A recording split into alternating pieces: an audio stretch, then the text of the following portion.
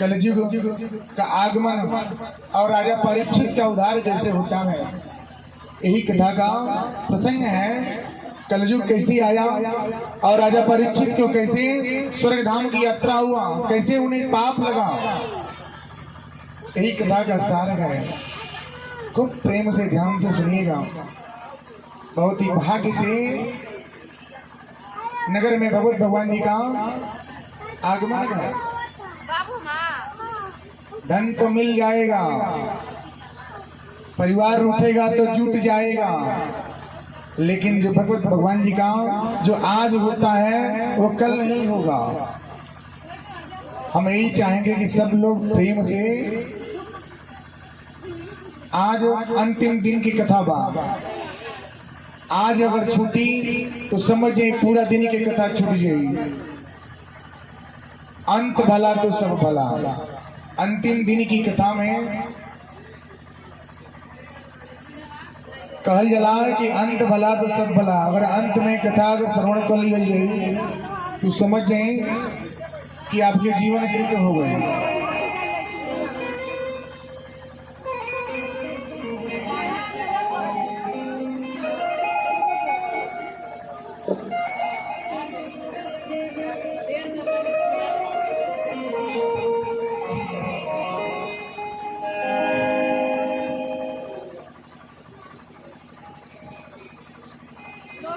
अंतिम दिन, अंतिम कथा, जितना आपको लेना है, जितना आपको ग्रहण करना है ना, आप ग्रहण कर लीजिए,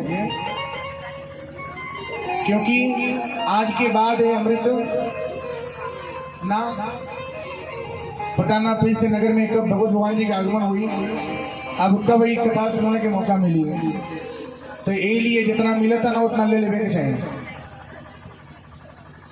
जितना मिले उतना ले लिया जला, ग्रहण कर लिए, छूट जाए तो ना मिले। कथा होते होते यहाँ तक भी आ गई कि राजा परीक्षित के उद्धार और कलयुग की आगमन, कैसे कलयुग को पहचाने, कलयुग को कैसे जाने कि हमारे घर में कलयुग है। कलयुग कौन है? कलयुग जिस युग में आप रहते हैं वो कौन है, कहां से आया, कौन लाया, किसने लाया, क्यों आया, इसके बारे में जाने, इसके बारे में समझिए।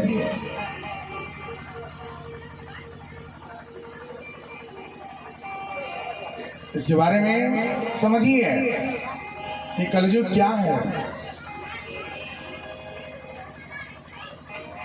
जब द्वापर का अंत हो रहा था ना, कलयुग हर घर में बसता है, हर घर में कलयुग बा, ध्यान दी सब है। हर परिवार में हर जगह कलयुग के बसेरा बा, लेकिन आप होते हुए भी क्यों नहीं के देख पाओ थी कलयुग के बसेरा बा। कलयुग के डेरा आपके घर में बा, लेकिन आप देखत नहीं कि कहाँ है। सब कुछ होते हुए आप आंख बंद करके रखते हैं। जोनी घर में अगर प्रेम ना रहे, यानी कि पटे ना है, सास बहू में ना पटे, पिता पुत्र में ना पटे, भाई भाई में ना पटे, पति और पत्नी में ना पटे, तो समझ जाए कि वो जा डेरा हो गए। और डेरा काहे हो गई, ये तो रहस्य बा, ये तो रहस्य जाने के बाकी डेरा काहे हो गई, काहे वो घर में विवाद होता, पति पत्नी के रिश्ता टूटा था। देखो नहीं कि 2 साल शादी पहले हो गई, 4 साल शादी पहले हो गई, पता चला कहा कि मायके में संदेशा जाता, माता जी ऐसा बात बा, ना हमसे बोली ले, ना जाने ले, ना जान मान करी ले, कहा है एक बारे में जानी कहा कि ये गलत लत बा, गलत विचार बा, और जहाँ गलत विचार होला वो ये कलयुग के बसेरा होला।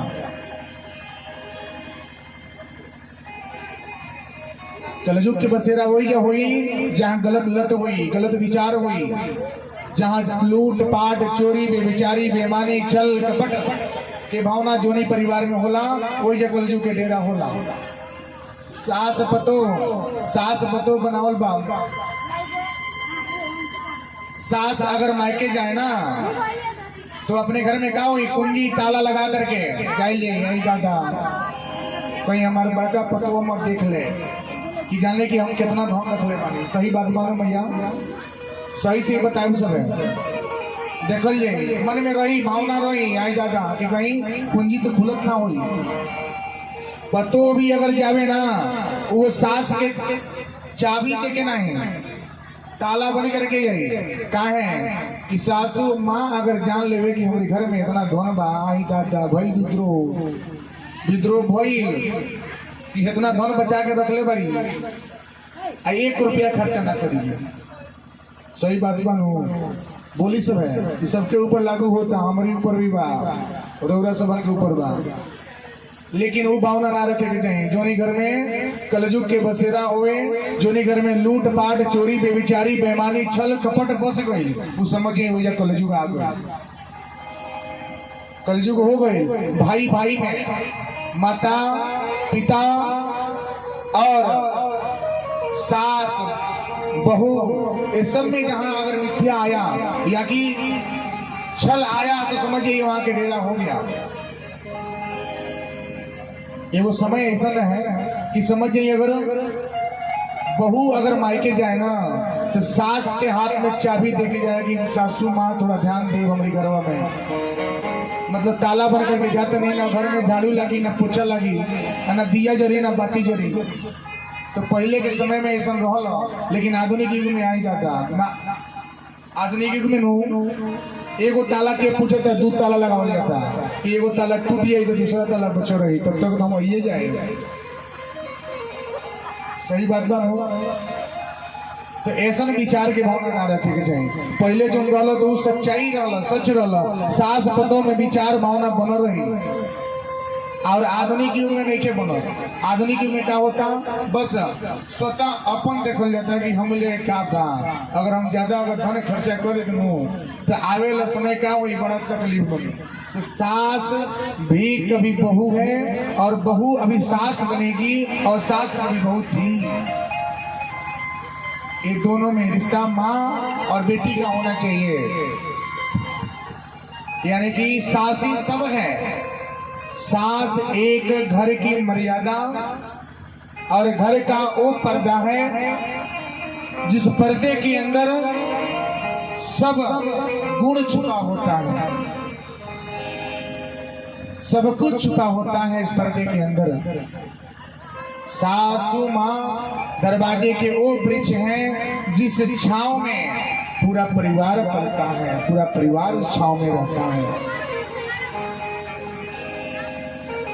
तो सास को कदर करना बहू को चाहिए और बहू का भी कदर करना सास को चाहिए।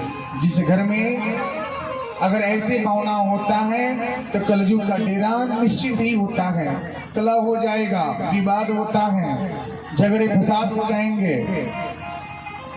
यही है कलयुग, यही है लक्षण कलयुग का।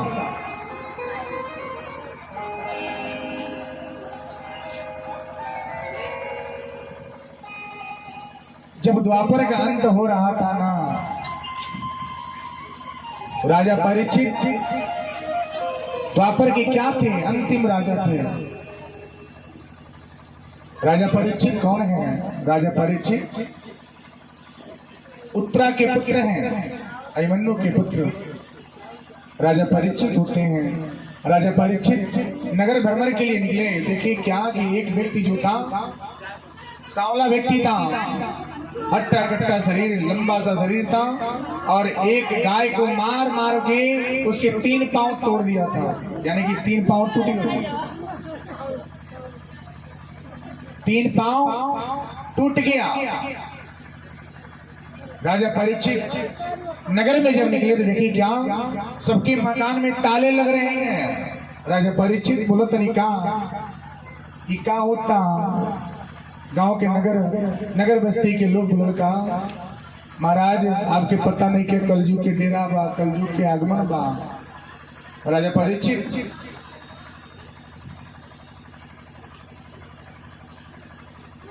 परीक्षित सोच में पड़ गए। कलयुग जैसे जैसे आगे बढ़ते हैं देखते हैं क्या कि एक व्यक्ति जो था गाय को मार मार के 3 पांव तोड़ दिया था। गाय 1 पांव पे टिकी है, गाय 1 पांव पे टिकी है। 1 पांव के टिकने का तात्पर्य है कि सच विश्वास पे ही सब आस्था है। यानी कि 3 पांव तोड़ने का तात्पर्य है कि सतयुग बीत गया, द्वापर गया और त्रेता भी बीत गया। कलयुग क्या है? एक ही बात पे है, क्या? विश्वास, धर्म। जब तक धर्म रहेगा तब तक भगवान का नाम रहेगा। जब जब अधर्म होता है भगवान का जन्म होता है।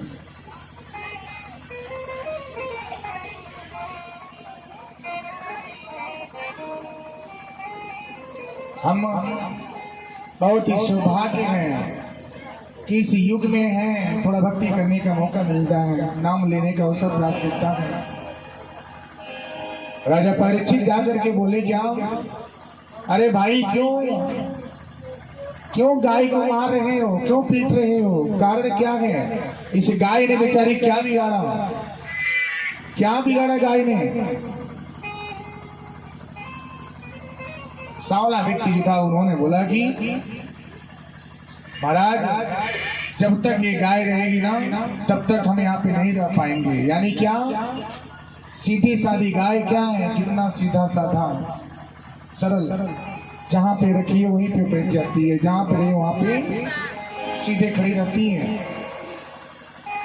यानी कि जब तक सीधे लोग रहेंगे ना, अच्छे लोग रहेंगे, तब तक वहाँ पे घर तब बिगड़ता है, घर तब टूटता है जब वहाँ पे संगति बुरा हो जाता है।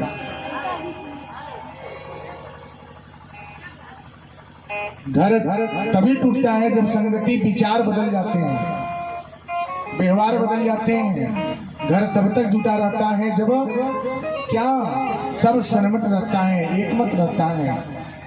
पहले के समय में ना 4 भाई अगर हुआ करते थे तो चारों एकजुट रहते थे। शादी हो गया, बच्चे भी हो गए, फिर भी परिवार क्या है? चलता है। थोड़ा वो लाया, थोड़ा वो लाया, थोड़ा वो लाया, इस तरह से घर चलता था, घर चलता है। और आधुनिक युग में आई दादा ना, शादी भाई, माता पिता भी अलग, और 1 साल बीतल नहीं, बाबूजी हमके अलग कर दी, आई खर्चा हमसे नहीं क्या होता हो। समझ जाए, इतना दिन से ये पालल पोषण बड़ा करी, अब ओकरी कान में आवाज चल जाता का कि हमके अलग कर दी। यानी कि विचार बदल गए, कलयुग के डेरा हो गए। तो जोनी घर में विचार बदली, संस्कार बदली, आचरण बदल गई, तो घर में कलयुग के डेरा हो जाए।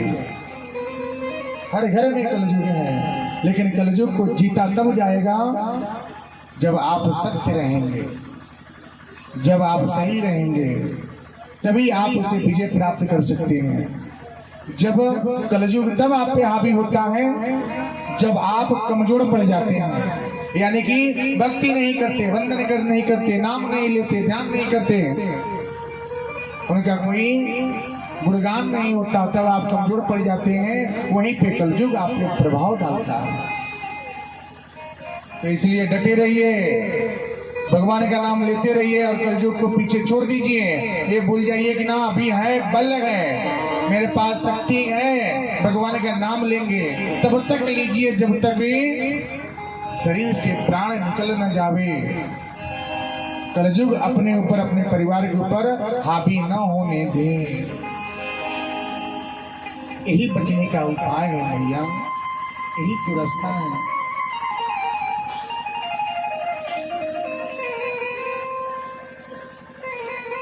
भगवान का भजन वंदन स्तुति करते रहेंगे, आपका परिवार भी सुरक्षित रहेगा, कलयुग का डेरा भी नहीं होगा। द्वापर का अंत हो रहा था, क्यों? क्योंकि वहां पे कलयुग प्रभाव डाल दिया था, प्रभाव हो गया, क्योंकि भक्ति की भावना, धर्म अंत हो गया। जब धर्म पे अधर्म आ गया वहीं पे कलयुग आ गया। और कलयुग जब आया, जब अधर्म ज्यादा हो गए तो भगवान को स्वयं आना पड़ा। जब आए तब जाकर के वापस उन्होंने धर्म की स्थापना की। रानी बोधी भारत। जब जब अधर्म हुआ है तब तक भगवान का जन्म हुआ है, आना पड़ा है। एक युग ऐसा भी है कि भगवान ने मत्स्य अवतार यानी मत्स्य अवतार का भी जन्म लिए हैं। क्यों? संसार को बचाने के लिए, सृष्टि को चलाने के लिए।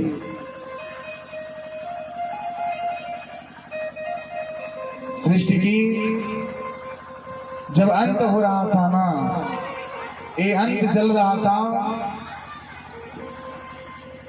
तो मनु जी ऐसे हैं, हम लोग उन्हीं के वंश सब लोग हैं। मनु और शत्रुपा एक ऐसे व्यक्ति थे जिनकी वंशज हम लोग अभी चलते हैं। उनके पास कोई संतान नहीं है। ध्यान दीजिएगा, बहुत ही समझाने के लिए लेके चल रहे हैं। संतान नहीं है, फिर भी पूरे जीवन भर उन्होंने भगवान की भक्ति कर लिए हैं।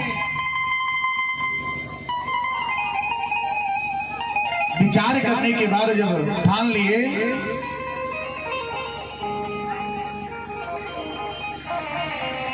ब्रह्मा जी के परामर्श के अनुसार उन्होंने ठान लिया कि चलिए जलमग्न हो जाए। लेकिन भगवान ने सोचा क्या कि अगर पृथ्वी जलमग्न हो जाएगा तो इस संसार चलेगा कैसे? कोई न कोई होना चाहिए। जिस तरह से परिवार में क्या होता है, परिवार में पीढ़ी दर पीढ़ी चलता रहता है। मेरा पुत्र है, नाती है, पोता है। उस तरह से चलने के लिए कोई न कोई चाहिए ना। तो संसार को बढ़ावा देने के लिए कोई न कोई एक व्यक्ति होना चाहिए जो संसार का बढ़ावा हो, संसार का विकास हो। भगवान ने ऐसे ठान लिया।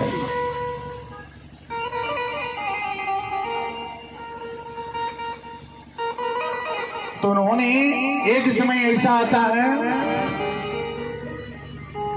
एक समय ऐसा आया कि आकर के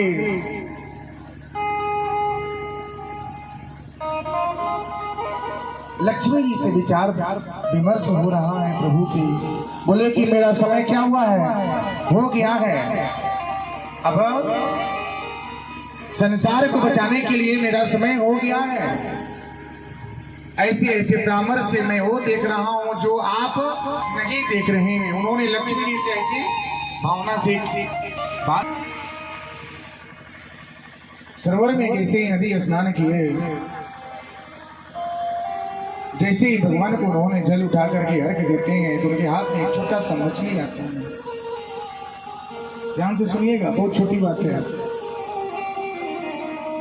मछली आता है,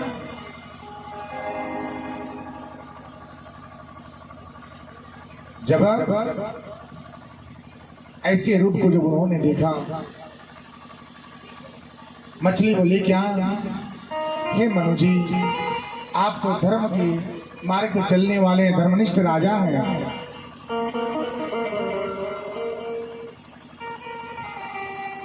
आप हमें ऐसी सुरक्षित जगह पे कीजिए जहां पे पतन न हो, हमारा अंत न हो। मनु जी हम इनको लेकर आगे अपने कमंडल में डाल लिए। एक रात जैसे ही व्यतीत तो होता है, कमंडल के आकार की वो मछली हो जाती है। ध्यान से सुनिए, कमंडल के आकार की वो मछली हो जाती है और जोर से आवाज आता है, क्या? मुझे बचाइए, मुझे बचाइए, मुझे बहुत परेशानी हो रहा है इस जगह पे। मनु जी उठते हैं, देखते हैं क्या मछली के आकार बहुत बड़ा हो गया। मछली बोलती है क्या कि इसको हमको कोई ऐसी जगह पे लीजिए जिससे आकार और बड़ा हो। मनु जी उसे लेकर के सरोवर में डाले। सरोवर में डालते ही मछली का आकार बढ़ गया।